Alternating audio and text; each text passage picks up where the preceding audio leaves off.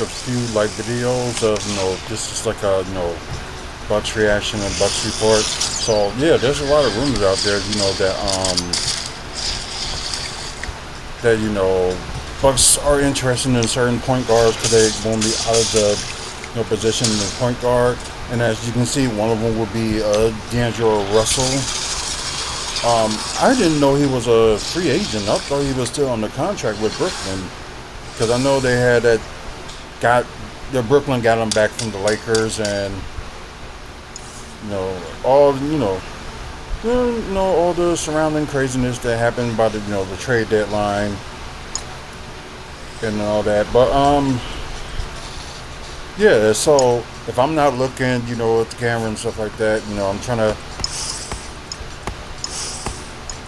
play a few games on here before I go offline. But I will be listening and stuff. So I think I'm trying to think which video is the lowest. So we're just trying to see what their thoughts of that the Bucks should get D'Angelo Russell. So something new and something not even unheard of. Treatment for weight loss is available for 50% off.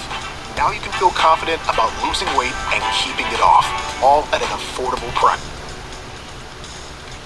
This is huge for the Milwaukee Bucks. As Giannis Antetokounmpo trade rumors have finally died down, the Bucks turn their attention to other issues, namely the point guard position, where they have been linked to a former All-Star and possible fix. What's up, everybody? I'm your host, Nathan Burton, here with Bucks Digest, your number one source on YouTube for all things Bucks. Thank you for being here with me today. I'm going to get right into things. We're going to talk about the point guard position for the Milwaukee Bucks. With Giannis Antetokounmpo trade rumors finally quieting down and all signs pointing to our superstar being back next season, the next big glaring hole for this team is at the point guard position. This is, of course, due to the Achilles injury that Damian Lillard suffered in last year's playoffs. It looks like he's going to miss most, if not all, of next year and possibly return for the playoffs, but I'm sure fans and the Bucks brass alike are not holding their breath. So the Bucks must turn to other options. They're being linked in trade talks to a former All-Star. There's also things they can do internally and players that they may look on the open market for. I'm going to get into all possible options at the one for the Bucks, and we're going to figure out what looks good for them next season. Now, before I do that, I just want to mention to everybody, please hit that subscribe button. You guys have been running up the subscriber numbers for myself and Nick. We really appreciate it. Please keep doing so. So, let's get into the rumor. The big rumor is D'Angelo Russell predicted to leave the Nets for the Bucks. This is huge. D'Angelo Russell is a former All-Star. Yes, he's coming off a down year, but he may be exactly the type of player the Bucks need. Yeah, because a lot of people had problems with this because D'Angelo Russell is not that good, a defensive player. But Damian Lillard was an eater.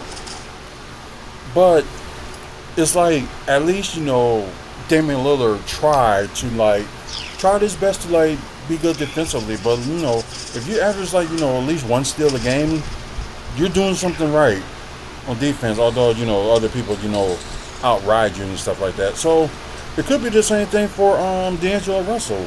Maybe a good change of scenery for him. Maybe he'd be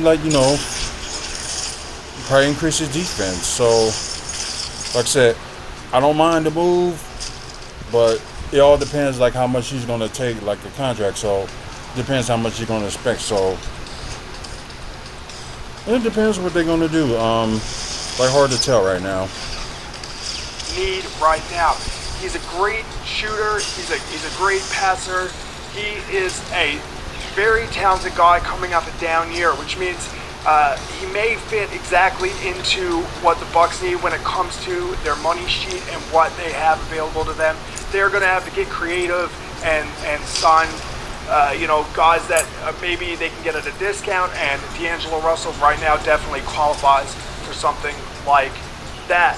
He fits right into the narrative that ESPN Bobby Marks spoke about when he said the Bucks will be aggressively exploring options in free agency and trade to complement Giannis Antetokounmpo. Their goal is to build a winner around Giannis Antetokounmpo whatever way they can, and D'Angelo Russell definitely fits into this narrative.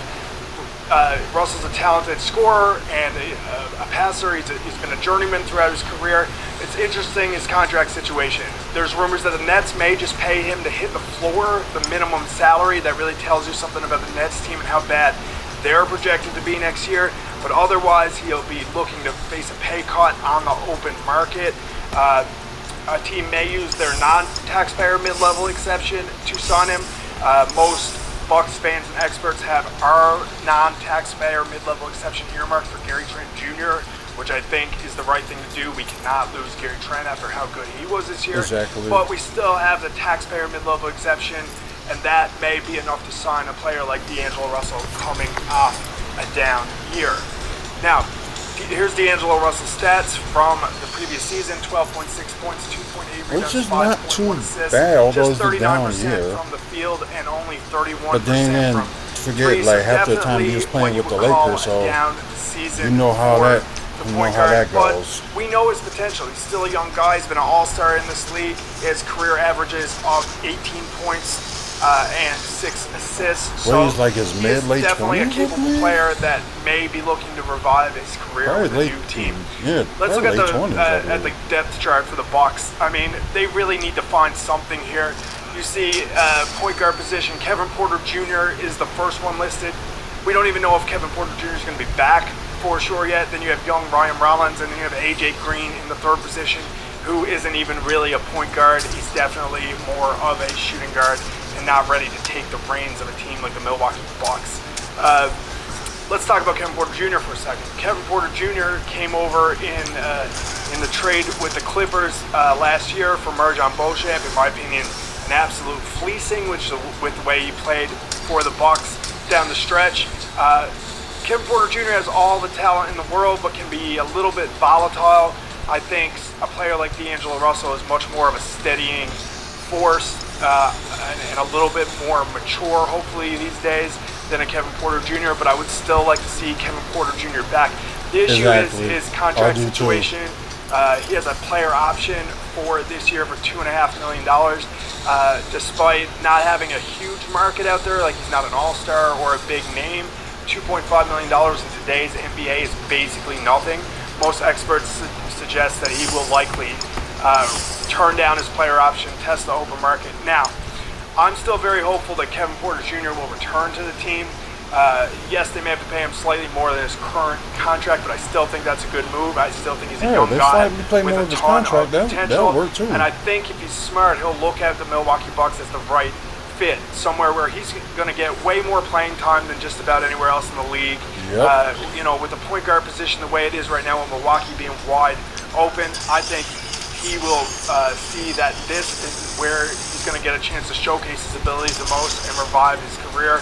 And I think most likely he will be back with the Bucks. But I think a 1-2 punch of somebody like D'Angelo Russell and Kevin Porter Jr. as a firecracker off the bench, that is actually a pretty good combination. Now, of course, these are all just rumors, and maybe we don't end up with D'Angelo Russell. Maybe Kevin Porter Jr. goes elsewhere. So I did have a look on the open market and check out a couple other options at point guard that I think might be okay for us. First one being Tyus Jones, who's an unrestricted free agent and just finished the season with the Suns. Tyus Jones is a smaller point guard. He can get targeted defensively a lot, but is a serviceable floor general for at least the regular season. He does not turn the ball over. He's very efficient, and he is experienced in the league. Another guy that the Bucks may be linked to is Spencer Dinwiddie. Now, Dinwiddie is kind of the opposite of Tyus Jones. He's a bigger point guard, 6'4", 215 pounds, big wingspan. He's a great defensive player, but most would say that his best offensive days are behind him. So it depends on what you think the Bucks may need, but they need to address this point guard position. They can't go in too far into the offseason with this much uncertainty. So I want to know what you guys think, of course, as always. Do you think D'Angelo Russell is a good fit for the team? Do you think that he is going to be able to regain his all-star form in the league, or do you think he's washed up? Do you think that Kevin Porter Jr. will be back with the team like I do and try to replicate what he did down the stretch last season or improve upon it? You know, do you think that the other guys I mentioned, Tyus Jones or Spencer Dinwiddie, may be a good fit? Or is there something that you're seeing that I'm not? Is there another name off the board that you think would be a good point guard fit with our Milwaukee Bucks? Now that Giannis is back, thank God, or so at least we can hope, we need to start addressing the other issues on this roster, and point guard is number one. Yeah. Leave me your best Centers, Milwaukee Bucks point guard scenario down too. below. Let me know what you guys think. We'll be back soon on Bucks Digest. Go Bucks, go. Having insurance isn't the same as having State Farm. It's like getting Bateman when you need Batman. Stop, won't happen. I know some people don't realize, but we need a new center too. So that's the thing we need. But let's see. I probably will watch digital trades to make Milwaukee contenders. So I am gonna watch this, and I'm gonna share my thoughts while it's going on. So Bleacher Report now has 5 new trade ideas to rebuild the Bucks into a contender around Giannis, and they did a pretty good job, because a lot of these have me really thinking where I had to record a video and now I'm re-recording it because what I thought in my head changed as I started to say it, and I was going back and forth, but now I'm ready to give my real take on all these trades because they all seem somewhat realistic. And the first one right here is actually one of the few where pretty easily, no. Like, Simon's more expensive than Kuzma. Not sure if he's that good or like a winning player. Like, scores a lot of points, but not super efficiently. Doesn't play a lot of defense. Plus, why they want more not guards. Not great for others. Doesn't even work with Dame like on a championship type team. Maybe not. Maybe if you had like a prime Brook Lopez rim protector behind him, but that's not the case anymore. And so, giving up the last real first round pick, 2 second round picks, heck no. I love getting off Kuzma, but I'm not giving up all that to take on another player that I think is overpaid that isn't that good. Exactly. Another one, the first 2 are the ones where I'm like, heck no. There's been a little scuttlebutt about D'Angelo Russell to the Bucks, and haven't covered that yet. Maybe I'll do a video on it tomorrow just because I haven't seen anything super, super valid reporting on it. But my 2 nightmare scenarios right now are the Bucks trading for DeRozan and trading for D'Angelo Russell. DeMar DeRozan is more expensive than Kuzma. His contract is a year longer than Kuzma's, and he's 36 years old. Why in the world would we be giving up a first-round pick to go get him? Right. I'm the biggest, original, first Kuzma hater. Everybody told me, give him a chance. No! He was the worst player in the NBA before we got him. He was the worst player on the Wizards, the worst team in the league. He stinks. Kyle Kuzma is they trash. actually ain't the worst team in the Let's NBA. look at player for player. Much. Look at the contracts. DeRozan's more expensive, another year longer. He's 36 years old. I wouldn't do Kuzma for DeRozan straight up. I wouldn't. DeRozan can't shoot a 3, doesn't play defense, going the wrong direction at this age. No shot am I doing that. No. Kuzma would be easier to trade next year. DeRozan's going to be impossible to trade as he gets older and older, and do I think that he's a championship type player at this age? Heck no. Heck no. Please, John Horst, do not consider trading for DeMar DeRozan unless they're giving us assets and taking Kyle Kuzma. In that case, if it was DeRozan I agree with that. for Kuzma and they're also throwing us a first-round pick, okay, yes, do it. But that's the only scenario. I wouldn't even do it like DeRozan and a second-round pick for Kuzma. No, keep DeRozan away from the Bucks. Now, here's the one where we're starting to talk. At first, I was thinking no, but I don't really know why. Give me Collie Sexy. Yeah. I'll give up, if we're over giving up his second-round picks, I think from what I'm seeing on Bucks Twitter, people are like a little bit overvaluing Colin Sexton as there's been a little bit of trade talk with the Jazz. At least online there's been trade talk. Point guard. And I'm a guy that really liked Colin Sexton out of college. I thought that he would be a better defender than he has been. And there might still be something untapped there on a contender. There could be a level he could reach defensively that he hasn't yet. So I'd be excited about trading for him. And yeah, if we could just give up Kuzma and no first-round picks, you gotta get a guy that's cheaper, younger, better. You know, like I said, he might be a little bit overvalued by some to where, like, I'm not so sure that he's much better than Ryan Rollins. I'm not so sure that he's much better than, like, AJ Green or even Kevin Porter Jr. the way he was playing the regular season. I'm not sure if he's much better than them. I think he is, but I'm not sure. But even worse comes to worse, Colin Sexton is at least, like, a guy that you could throw out there for some minutes and he's not bad. He's definitely, like, not... We were there in Paris. Exclusive events and incredible restaurants. Nights at the Sapphire Lounge on the set. Heaven. Experience the world as an insider. From exclusive lounges to immersive dining experiences, all with Chase Sapphire sorry about Reserve. these commercials, guys. Oh, well, ads, I should say. You know what your new Green Mountain commercial needs? Don't say jingle. A jingle. Come on. Rise and blend for Like a guy that is just going to tank the unit when he's out there, the way Kyle Kuzma does whenever he's on the floor against a good team. And so to be able to get a better player cheaper without giving up any first-round picks, and you move off Kyle Kuzma, if you can move off Kyle Kuzma in a situation like this and get a guy that isn't bad and is on a better contract and without giving up a first-round pick, that's a scenario where I would love to move off Kyle Kuzma this offseason if something like this were possible. For the Jazz, I just don't think they would do it. Like, I think they would say Colin Sexton is just, it's a better contract to have. You can hold on to him a little bit longer rather than having to be weighed down by Kuzma this year and next year with his contract. But maybe I'm wrong. Very true. And now this one right here, KD for Damian Lillard, AJ Green, Andre Jackson, and all the picks. And what? I would try and stay hard on, I would try and hold it down where I'm not giving up AJ Green. That would be where I'd try to hold on.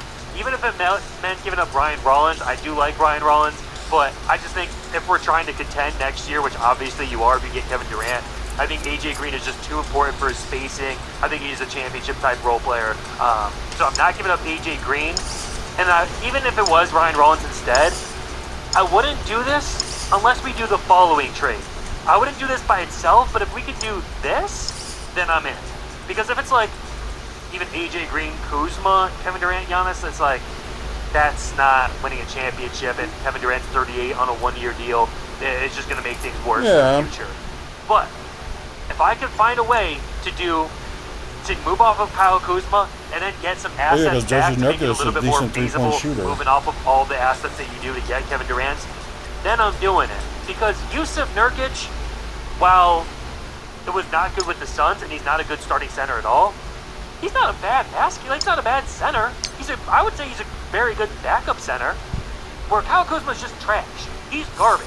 The problem is with Yusuf Nurkic, he's a well below average starting center, and his strengths were not really what the Suns needed, and his weaknesses are what the Suns desperately needed. What I mean by that is they had Bradley Beal, Devin Booker, Tyus Jones, and what they really needed at the center position was a defensive anchor, and that's not what he is. But he is a really good rebounder, and he's a guy that, can hit a little jumper, kind of, and, he can finish around the rim. He's got a little touch, so we're like, he's a very solid backup center. He's a guy that you can draw out there for 20 minutes, and that'd be fine in most matchups. He'll get you 8 rebounds, and if you can move off of Kuzma and get what I think is a better player and get picks in return, then I'm like, all right, at least we have a little bit of something left if we go all in for Kevin Durant. And so that would make me say, you know what, F it. Let's throw away everything. Hold on to AJ Green, change that to Ryan Rollins or something else. But I'm willing to do this trade as long as we keep AJ Green. And then you have something like Kevin Durant, Giannis, Jericho Sims, AJ Green, maybe Kevin Porter Jr. here. Maybe you could go sign Tyus Jones. But I think that this would be something that I'd be willing to do if you could go get assets while also getting out Kyle Kuzma with another trade. But if you're holding on to Kyle Kuzma, then no, I'm definitely not doing this for a 38-year-old on a one-year deal. No shot. No shot. But if you can get a couple assets while moving off Kuzma, I think Kevin Durant and Giannis gives you a shot, and I'd be open to doing it. Last one is, I saw this is just one I saw on Twitter, but I thought it was interesting because I was thinking yesterday about sleeper guys that could be available, because the reporting has been that this might be like one of the craziest off seasons ever. We've already seen the first trade being a guy that no one was really talking about getting traded, Desmond Bane, which led me to think of what other sleeper guys could get traded. John Morant's been a little bit discussed out there, but I think there are also guards like Darius Garland that could get traded that nobody's really talking about. Maybe even like Tyrese Maxey. But anyway, John Morant, after the Desmond Bane trade, leads you to think the Grizzlies could potentially go rebuild. Maybe not, but it's possible. And so this is something that was thrown out there. And this is one where, another one where I'm really torn on. I go back and forth. On one hand, the Bucks are in a spot with very few assets, and you move off of Kyle Kuzma at Connaughton, and yes, you throw in every asset, but you go and get a young star that was a superstar a few years ago. Sorry, I have to pause on this, but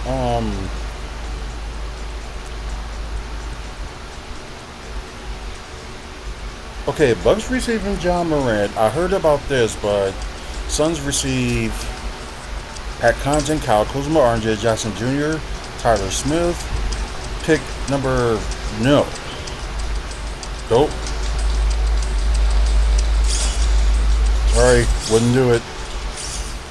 Not worth giving up my picks, and not worth giving up Andre Jackson Jr., and not worth giving up Tyler Smith. So, no. Because, the Bucks had done some mistakes in the past where they decided, just get rid of some of their young core that could be the future for them that they're going to need. If anything has happened, to Giannis.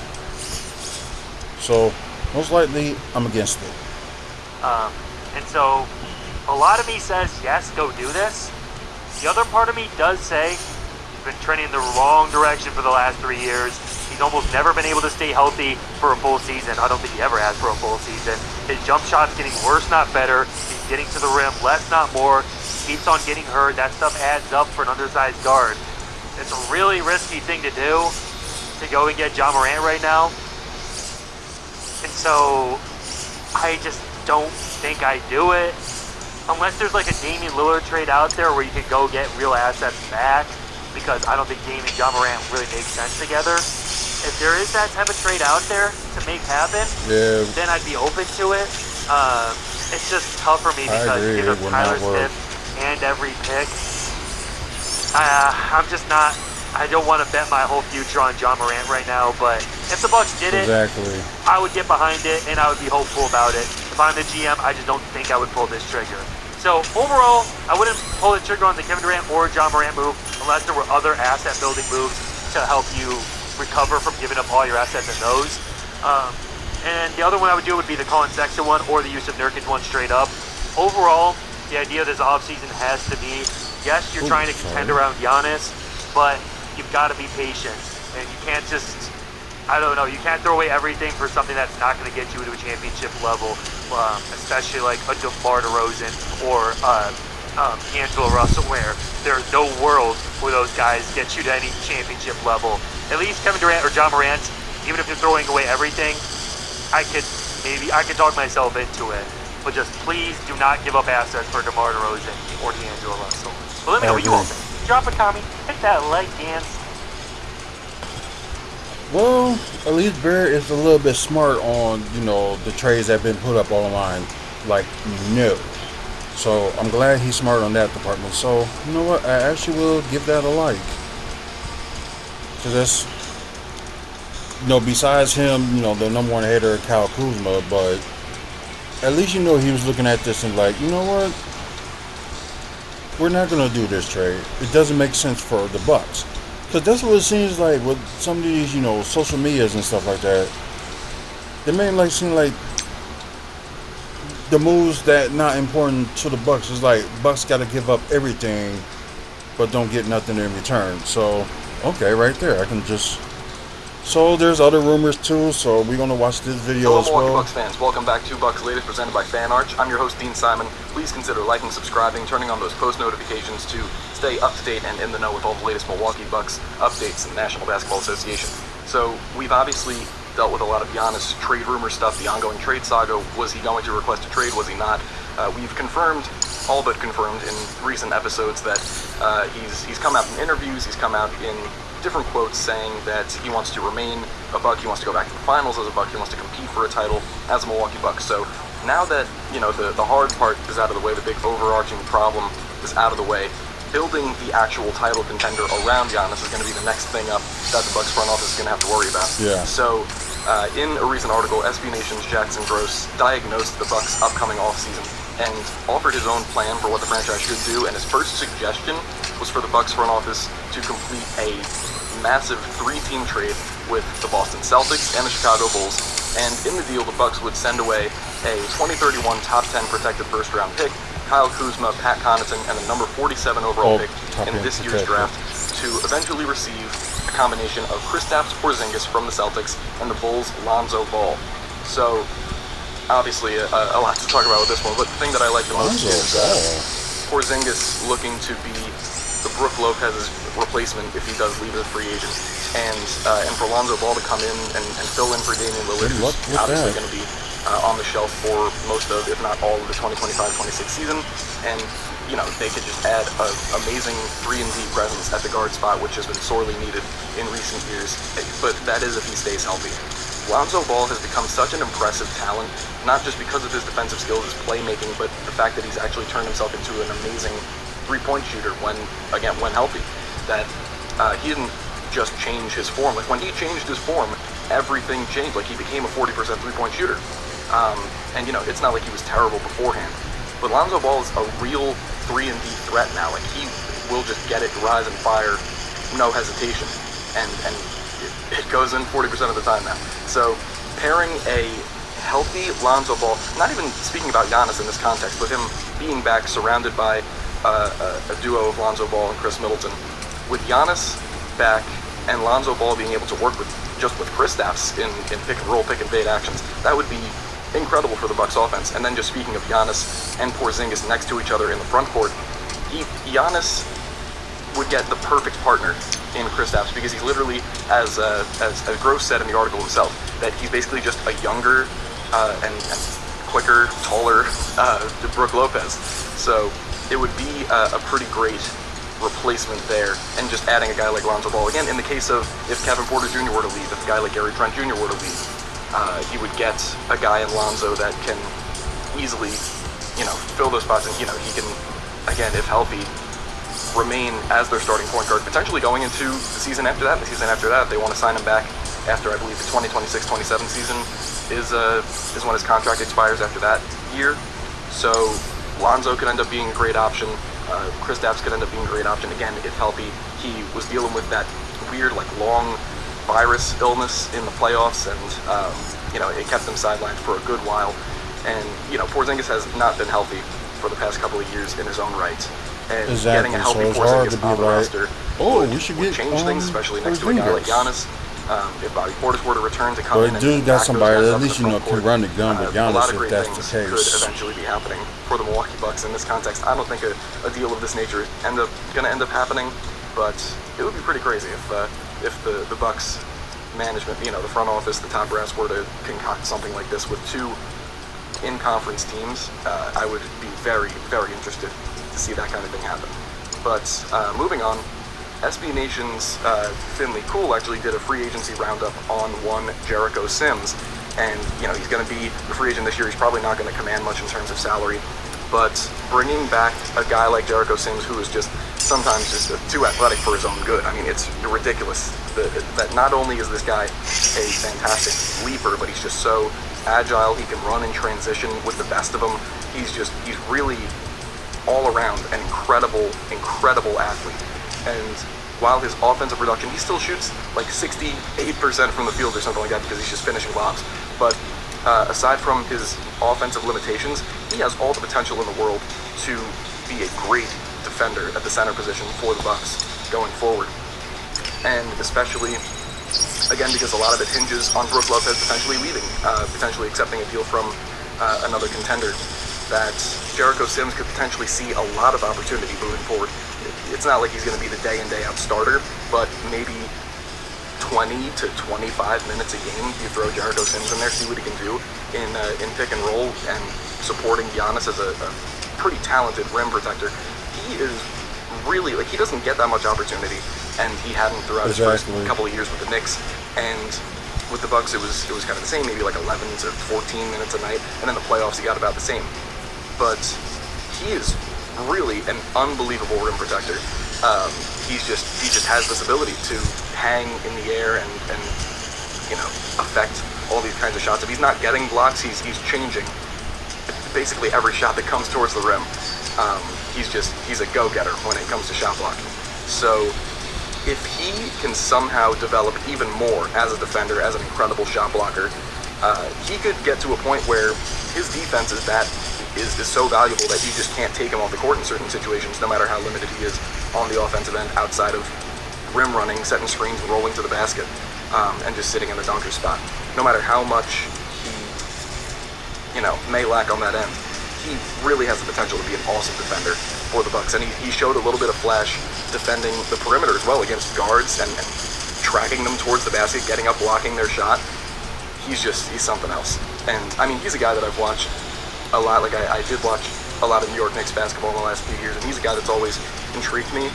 And now that he's in Milwaukee and he has a chance to really affect things going forward, I'm excited to see what the future holds. And you know, a lot of people predicting that he may be going back on a 2-year deal around the veteran minimum, maybe somewhere even closer. I think Finley Cool predicted that he would get around maybe like a $5 million salary. I wouldn't be too upset with that. You know, of course you want to get as close to the minimum with a guy like that as possible for a guy that plays maybe a little over 10 minutes a night. But very true. But bringing back Jericho Sims in any capacity, really, I would not be against in any right. But going into even more of a position of need potentially at the guard position with, again, guys like Kevin Porter Jr., like Gary Trent Jr., free agents, Ryan Rollins, guys that could possibly leave. Forbes Brian Sampson made a list recently of 7 potential point guard targets for the Bucks to pursue, and one of the suggestions that he included really got me going, and that was Spencer Dinwiddie from the Dallas Mavericks. Sure, he's not that efficient, but he's just amazing at putting the ball on the floor. He's got a great handle. One-on-one shot creation is something that the Bucks desperately need and will need with Damian Lillard out for most of, if not all of, the next year. Whether he, is great at putting up his own shot and putting it in the basket at an efficient rate remains to be seen. But he can definitely get others involved. He's a pretty good assist-to-turnover ratio kind of guy. He's a skilled playmaker. Even though I feel like his one-on-one scoring, his ball handling sometimes, overpowers everything else about his game. He really is talented at diagnosing the offense and getting guys involved. So I would not be too, I'm behind the Spencer Dinwiddie pickup. Sure, there are other guys like a Chris Paul, like a Dennis Schroeder, like a Malcolm Brogdon that can definitely be more attractive options. But Spencer Dinwiddie, just like for this next year, I would not be against throwing him on the team. Just in, you give him 26, 28 minutes a night, and you just kind of say, Spencer, you got the green light, do whatever you want. I don't think that would, number one, be a bad product to watch, but who knows? Maybe he can be more efficient. He can go back to his years as a net, or at least 1 year as a net, where he shot about 45% from the field, and he was in like 6th man of the year running. He put up 20 a game 1 year. So this is a guy that has a lot of experience being that ball dominant guy. Again, in the pick and roll, finding his own shot. I think Spencer Dinwiddie could do a lot of positive things if he were to join the Milwaukee Bucks in the near future. But we've spoke a lot about Brook Lopez in this episode, and to continue on that trend, Bucks on Sports Illustrated's Ryan Stano wrote recently that the Lakers could be a strong suitor for Brook Lopez, and this is a potential signing that both makes complete sense from a basketball perspective and is one that we've considered the possibility of and thought about for the past few weeks or maybe up to a month or two, because they just seem like a perfect fit for each other. Brook is going to be looking for his last chance to compete for a title and earn a decent chunk of salary while doing so, and because he's still an incredibly impactful player. If the Lakers especially can surround him with enough defensive support on the perimeter, guys that can just funnel him towards the basket, or he's just playing drop coverage, he could definitely help them to make a deep postseason run. Of course, losing Brook Lopez in this context for the Bucks would be awful, but if the Bucks were to swing for a guy like Porzingis, a stretch shooter, maybe a guy like Jalen Smith from the Chicago Bulls, guys that have been proven shooters on the outside at around 7 feet tall and that have long arms, can block shots, getting the same archetype of player as Brook Lopez if he were to walk out the door and go to the Lakers or go to a team like the Warriors that need floor spacing. It's imperative that the Bucks go out and find a guy like Porzingis, like Jalen Smith. Jalen Smith specifically is a guy that I've been kind of hung up on in recent weeks because I feel like he doesn't get the attention that he deserves, and he's got all the potential in the world to me. He's got a strong frame, super long arms, again, like a capable three-point shooter. There's sometimes he's up and down, but I think he could do a lot of things going forward. I think he's a guy that the Bucks low-key should target via trade, via signing, what have you, in the near future or in the long term. So anyways, that'll be it for me today. Thank you very much for watching Bucks Latest, presented by Fan Arch. I've been Dean Simon. Please consider liking, subscribing, turning on those post notifications to stay up to date with all the latest Milwaukee Bucks updates. I will see you. Well, after hearing all that, there's some positive of some of the player that they think, the Bucks will be getting, will go after. And there's like some negatives. It's just the only thing I don't like is like they expecting, the Bucks to give up, freaking draft picks just for somebody. So that's probably the only thing that I do not like. And just sad that it comes to that with some of these, social media, sports social media, I should call them. Like, seriously, can you do anything without, trying to, like, say that they need to give up, this first round pick, this second round pick, yada, yada, yada. It just don't make any sense. So, like I said, Brook Lopez can kick rocks, Torian Prince can kick rocks. Everybody else they can keep, and plus, maybe find a couple of replacements for, like in the draft, get somebody in the draft, either center or a point guard. But if you at least get like a point guard, because the only point guard that I see out there that's in the second round that's going to be like in that area for the Bucks is Cam Jones from Marquette.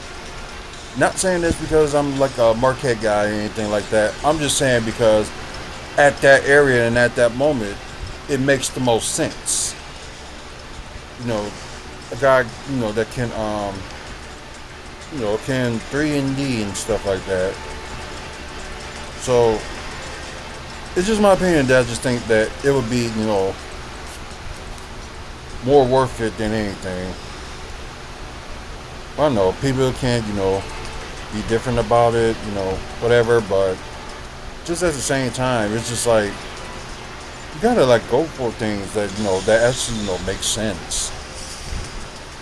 Now always go for like always best player available in the draft. Like, cause that player can be good if it's a need that you want. Then there you go. But let me know what y'all think about this. Like, y'all comment below. And also check all these other videos. Barrett Bucks breakdown. Although I've been giving Barrett crap because of half the stuff he says and. Bucks Latest, like I said, I recently did find this channel and been liking it ever since. It's like updated every day, and of course Bucks Digest. So get those guys like a follow, and like just like I'm saying, it actually is worth it to also hear different fans' point of view when it comes to like Bucks. So pretty good. So, I guess, right now, it's just wait and see.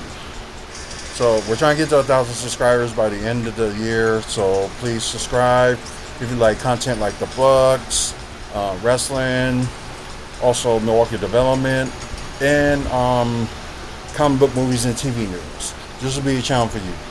And plus, watch some of our past, videos as well. Over 2,700 videos and counting, and gotta spark, somebody's interest. Also, check out the website, WrestleFansSpeakOut.weebly.com. Upcoming events in the Midwest. Also, meet and greets in the Midwest. Videos like this. You also see like a page that's just for WFSO Wrestling Talk. You catch, some of the latest episodes.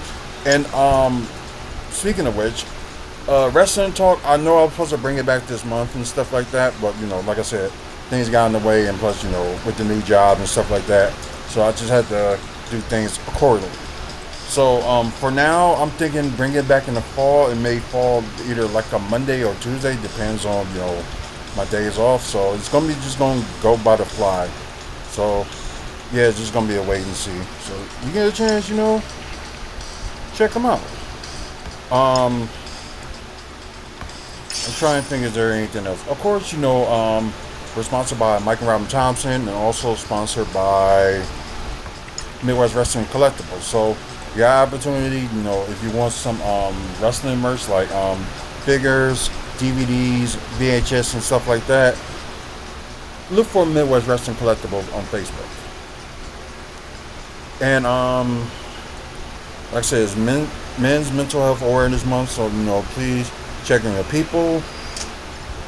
Of course, it's Pride Month as well, and also PTSD Awareness Month as well. So, especially what the guys going through, and thank them for their service, like Army, Navy, Air Force, and all that other stuff. So, just checking your friends that been in the Army. They probably will need you. So yeah, please check on them. Man up, warming up, face up. So until the next video, you guys have a good one and see you later.